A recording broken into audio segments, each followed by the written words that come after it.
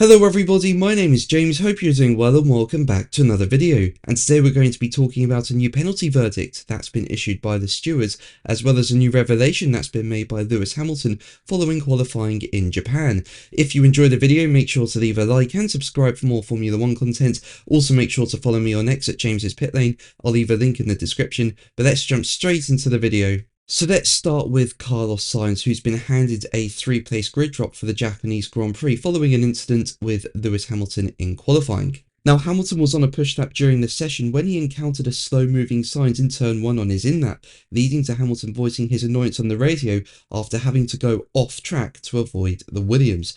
And it was pretty close between them. It really was. Hamilton, if he didn't take the avoiding action he did, would have gone into the back of Sainz at high speed. The matter was then referred to the stewards to be investigated after qualifying, and after a hearing, it was confirmed that Sainz would drop 3 grid positions as a result of the incident. A document released by the stewards said the driver of car 55 stated that he did not have any warning from the team of the approach of car 44 on a push lap. He stated that he was caught completely by surprise, and because of the approach speed of car 44 and the angle of his car, he could not see car 44 in his mirrors. However, notwithstanding the above, the team had ample warning that car 44 was on an outlap whilst car 55 was on its push lap. Also, more than 8 seconds elapsed from when it was obvious car 44 was not going into the pit and hence was going to start a push lap, and when car 55 could have taken appropriate action if the driver had been warned by the team. It is noted that the standard penalty guideline for this offence during qualifying, irrespective of whether it was the fault of the driver or the team, is a 3 grid position penalty, and therefore the stewards find that the standard penalty should be applied.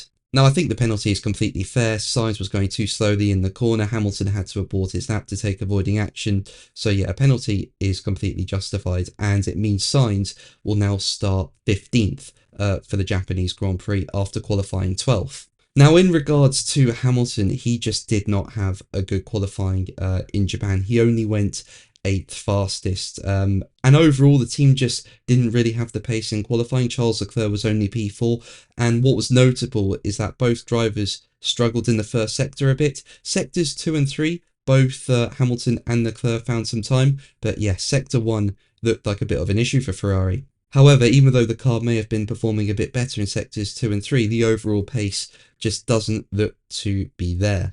And Hamilton has now confirmed that Ferrari are running the SF25 higher than they ideally want to after he was disqualified from the previous race in China. Now, Hamilton was disqualified from the Chinese Grand Prix for his car having too much excessive skid block wear. This raised questions about the ride height sensitivity of Ferrari's 2025 car. And Hamilton has confirmed that Ferrari had been forced to sacrifice downforce by raising the car's ride height in Japan, in which he calls a knock-on effect from Shanghai. Hamilton told Sky F1, "We are running higher than we'd like to be, but I don't know if everyone else was in the same boat in that respect. Particularly, obviously after the last race, we're a bit higher than we want to be. It's usually the knock-on effect from a weekend like we had before." So that could explain why the pace just doesn't seem to be there at the moment for Ferrari. Obviously, you want your car as low to the ground as possible to have as much downforce as possible, and if you lift the car up, you're going to lose downforce, and it's not the optimum way to run a Formula 1 car.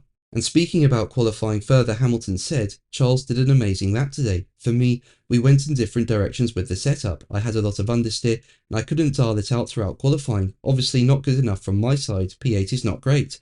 I was happy to get into Q3, really tight battle out there with everyone. I just didn't get great laps in Q3.